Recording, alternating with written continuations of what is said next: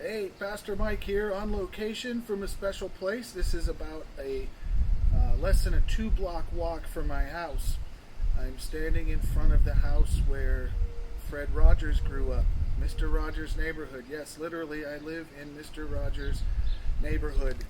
And I just wanted to remind everybody in these times where we're talking about George Floyd and racial unrest and injustice. We talked not too long ago about how the world, it seems to have lost hope in our own ability to fix all of this. Certainly people have lost hope in the justice system, in the financial markets, in the medical markets.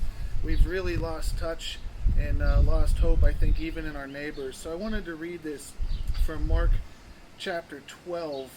And one of the scribes asked Jesus, "Which commandment is the most important of all?" And Jesus answered, "The most important is, Hear, O Israel, the Lord our God, the Lord is one. And you shall love the Lord your God with all your heart and with all your soul and with all your mind and with all your strength.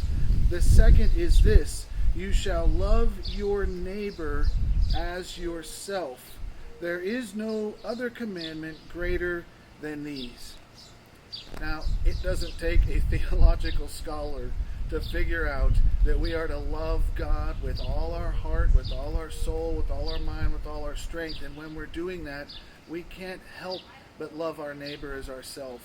So I wanted to just come over here a couple blocks from my house and just share this with you in front of probably the greatest neighbor that ever was, Mr. Rogers. So from Mr. Rogers' neighborhood to you, I encourage you to love your neighbor. Where do you need to improve?